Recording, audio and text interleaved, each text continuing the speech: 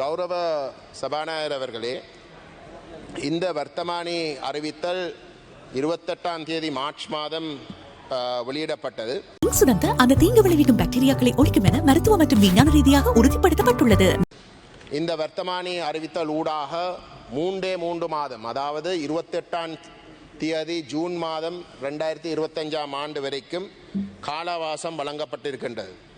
இந்த வர்த்தமானி அறிவித்தலின் கீழ் கிட்டத்தட்ட 6000 ஏக்கர் காணி இந்த 3 மாதத்துக்குள்ளே நபர்கள் தங்களுடைய உரித்தை இந்த 3 மாதத்துக்குள் உறுதிப்படுத்தாத பட்சத்திலே இந்த 3 மாதம் கழிகின்ற பொழுது அந்த காணிகள் அனைத்தும், அந்த 6000 ஏக்கருக்கு கிட்டத்தட்ட காணிகள் அனைத்துமே அரசு காணிகளாக பிரகடனப்படுத்தப்படும். நேற்றைய தினம் அரசாங்கம் ஒரு அறிவித்தல் ஒன்றை வெளியிட்டது. இந்த வர்த்தமானி அறிவித்தல் தொடர்பாக இருக்கக்கூடிய குழப்பமான அபிப்பிராயங்கள் சம்பந்தமாக கருத்தில் கொண்டு அந்த வர்த்தமானியை இடைநிறுத்துவதாக ஒரு அறிக்கை ஒன்று வெளியிடப்பட்டது. ஆனால் அந்த சட்டத்தை எடுத்து பார்த்தால், லேண்ட் செட்டில்மெண்ட் ஆர்டினன்ஸை எடுத்து பார்த்தால் மிக தெளிவாக அவ்வகையான இடைநிறுத்தலுக்கு அந்த சட்டத்திலே இடம் கிடையாது. இந்த அரசாங்கம் இடைநிறுத்தினதாக சொன்னாலும் கூட அந்த 3 மாதங்கள் முடிவடைகின்ற பொழுது அந்த வர்த்தமானிக்கு கீழே எவரும் தங்களுடைய உரித்துகளை உறுதிப்படுத்தாத பட்சத்தில் அது அரசு காணியாக பிரகடனப்படும். அதை எவராலும் தடுக்க முடியாது. அது தடுப்பதாக இருந்தால் இந்த வர்த்தமானி வாபஸ் பெற்றேயாக வேண்டும். அந்த வகையிலே தான் நான் இந்த அரசாங்கத்திடம் தாழ்மையாக கேட்டுக்கொள்கின்றேன். இந்த வர்த்தமானி நடைமுறைப்படுத்தப்பட்டால் இந்த 3 மாதம் இறுதியிலே கணிசமான தனியார் காணிகள் உட்பட தமிழ் மக்களுடைய பொது காணிகள் முழுமையாக சுவீகரிக்கப்படும். இன்றைக்கு 30 வருஷத்துக்கு மேலாக நடைபெற்ற ஒரு போர் காரணமாகவும் எத்தனையோ கிட்டத்தட்ட தமிழ் மக்களுடைய சனத்தொகையின் அறவாசி இன்றைக்கு புலம்பெயர்ந்த தமிழ் மக்களாக வெளிநாடுகளிலே வாழுகின்ற ஒரு நிலைமை இருக்கின்ற இந்த நிலையிலே அவர்கள் வெளியேறின பொழுது அவர்கள் அவசரமாகத்தான் வெளியேறினவை. அவர்களுக்கு எதிராக அரசாங்கம் பயங்கரவாத தடுப்பு சட்டத்தை பயன்படுத்தி பாயப்போகின்றது, தங்களை சந்தேகிக்கின்றார்கள் என்ற பயத்திலே அவர்கள் அனைத்தையும் விட்டு வெளியோடினவை. அவர்கள் சட்டவிரோதமாகத்தான் வெளிநாடுகளுக்கு சென்று அங்கு தஞ்சம் கோரினவை. அப்படிப்பட்ட வெறும் கையோடு சென்ற மக்கள் இன்றைக்கு தங்களுடைய காணிகளை உறுதிப்படுத்த முடியாத ஒரு நிலையிலே தவிர்த்து கொள்கின்றனர். அது மட்டுமல்லாமல் இது வெறுமனே யுத்தத்தாலே வந்து வெளியேறின மக்கள் மட்டுமல்ல, இங்கு வாழுகின்ற மக்கள் கூட பல தடவைகள் இடம்பெயர்ந்திருக்கிறோம். ஒருக்க இல்லை, 2 தடவை இல்லை, 5, 6 கிட்டத்தட்ட 10 தடவைகள் கூட தங்களோட வாழ்நாளில் வந்து முழுமையாக அனைத்தையும் விட்டு வெறும் கையோட வெளியேறி தங்களுடைய உயிரை காப்பாற்றுவதற்காக இடம்பெயர்ந்திருக்கிறோம். அப்படிப்பட்ட இடம்பெயர்வர் ஊடாக தங்களுடைய சொத்துக்கள் அனைத்தையும் இழந்தவை. அது மட்டுமல்ல, 2004ஆம் ஆண்டு நடைபெற்ற சுனாமியால கிட்டத்தட்ட முழு வீடுகளும் கரையோர பிரதேசங்களை மையப்படுத்தித்தான் இந்த வர்த்தமானி வெளியிடப்பட்டிருக்கின்றது. அந்த கரையோர பிரதேசத்தை தான் இந்த சுனாமி அளித்தது. அது ஆவணங்களை தேடி இந்த ஆவணங்களை நாங்கள் விட்டு விடுவோம் என்று பார்த்து அனைத்தையும் தான் எடுத்து சென்றது. அது மட்டுமல்லாமல் இந்த வர்த்தமானி தனியார் காணிகளை சுவீகரிக்கிறது மட்டுமல்ல, தனியார் காணிகள், அதாவது உறுதி காணி இல்லாத தனியார் காணி, பொது தேவைகளுக்காக பாரம்பரியமாக பயன்படுத்தப்பட்ட காணிகள், பொது காணிகள் அனைத்தையும் சுவீகரிக்கிறது.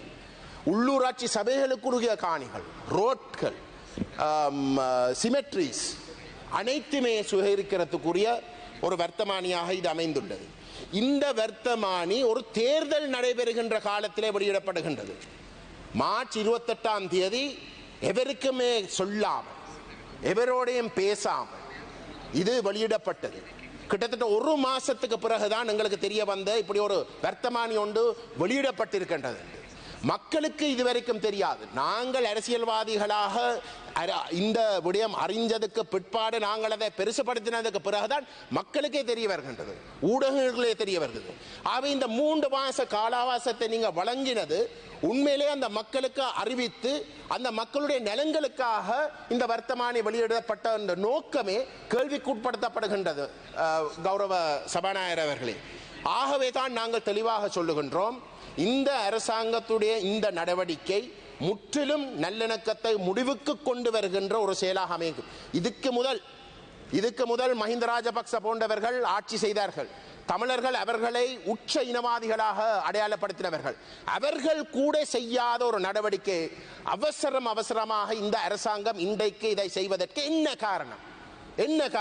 உண்மையிலே அரசாங்கம் இன்றைக்கு காலையிலே ஸ்ரீதரன் அவர்கள் கௌரவ ஸ்ரீதரன் அவர்கள் எழுப்பின கேள்விக்கு பதில் சொல்லுகின்ற வகையிலே மக்களுக்கு பல தங்களுடைய சொந்த காணிகளை உறுதிப்படுத்த முடியாத நிலைமை இருக்கு. அந்த உறுதிப்படுத்தலுக்காக மக்களுடைய நலன்களை கருதிதான் இதை செய்கிறார்கள் என்றால் அதை சுவீகரிக்கிறதுக்குரிய ஒரு வர்த்தமானியை ஒருபோதிலும் வெளியிட்டு இருக்க மாட்டோம். மாறாக மக்களுடைய காணிகள், அவர்களுக்கு இருக்கக்கூடிய அந்த உறுதிகளில் இருக்கக்கூடிய குறைபாடுகள் அல்லது அவர்களுடைய உறுத்துகளுக்கு இருக்கக்கூடிய வெற்றிடங்களை நிரப்புவதுதான் நோக்கமாக இருந்தால் அமைதியாக தமிழ் பிரதிநிதிகளோட கலந்தாலோசித்து மக்களுக்கு சந்தேகத்தை ஏற்படுத்தாத வகையிலே அவர்கள் ஒரு கமிஷன் ஊடாக எத்தனையோ கமிஷன்கள் அரசாங்கங்கள் 70 வருஷம் நடத்தி இருக்கிறோம். இதுக்கு ஒரு கமிஷன் ஒன்றை உருவாக்கி உண்மையிலே அதன் நோக்கமே மக்களுடைய காணிகளை உறுதிப்படுத்தக்கூடிய வகையிலே அவர்கள் தங்களுடைய உறுதிகளையும் சீர் செய்வது என்ற நோக்கத்தோடு செய்திருக்கலாம். ஒரு பாசிட்டிவ் நோக்கத்தோடு, ஒரு நல்ல நோக்கத்தோடு அந்த முயற்சிகளை அடையாளப்படுத்தியிருக்கலாம். அதல்லாமல் நீங்கள் இதை 3 மாசத்துக்குள்ளே செய்யாவிட்டால் இந்த காணி சுவீகரிக்கப்படும் என்ற நோக்கம் இருந்தால் இது முழுக்க அந்த மக்களுடைய காணிகளை சுவீகரிக்கிறது மட்டும்தான் நோக்கமாக இருக்கு. அதனாலதான் உங்களுக்கு இந்த அவசரம் இருக்கின்ற சந்தேகம் எங்களுக்கு பலமாக இருக்கின்றது. ஆகவே நாங்கள் தயவுடன் கேட்டுக்கொள்கிறோம், கௌரவ பிரதமர் அவர்களும் இங்கே இருக்கின்ற காரணத்தினாலே நாங்கள் கௌரவமாக கேட்டுக்கொள்கின்றோம், இந்த செயல்பாட்டுக்கு நீங்க முட்டுப்புள்ளி வையுங்கள். உண்மையிலே உங்களுடைய நோக்கம் அந்த மக்களுடைய கிட்டத்தட்ட 30% மட்டும்தான் அந்த மக்களுடைய காணிகள் செய்யப்பட்டிருக்கின்றது, 70% குறைபாடுகள் இருக்கின்றது நீங்க சொல்றீங்க என்றால் அதுக்கு ஒத்துழைக்கிறதுக்கு நாங்கள் தயார். எங்களுக்கு அந்த தேவை இருக்கு. எங்கட மக்கள் தான் அந்த காணிகளுடைய உறுத்தானவர்கள்.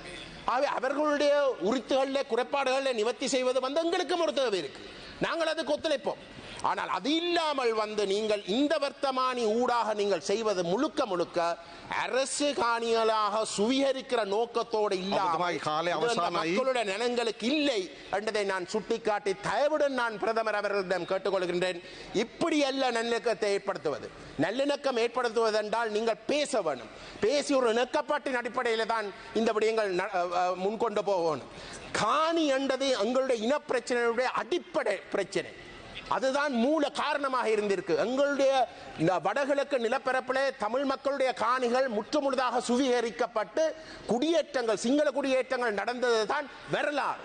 ஆகவே அப்படிப்பட்ட ஒரு வரலாறு இருக்கின்ற இடத்திலே இப்படிப்பட்ட ஒரு வர்த்தமானி என்றது அதை இன்னும் சந்தேகத்தை அதிகமாக கூட்டுகின்றதே தவிர அதை குறைக்க போறது இல்லை. அந்த வகையில நான் தயவுடன் கேட்டுக்கொள்கின்றேன், இந்த அரசாங்கம் இந்த வர்த்தமானியை வாபஸ் பெற்று ஒரு சரியான முறையிலே ஒரு பேச்சுவார்த்தை ஊடாக அனைத்து தரப்புகளும் இணங்கக்கூடிய வகையிலே இந்த விடயங்களை கையாள வேண்டும் என்று கேட்டுக்கொள்ள விரும்புகின்றேன். ஹரியானா ஹரிம தனட்ட எல்லோ எல்சி ஃபைனான்ஸ் ஹரியானா ஹரிம தன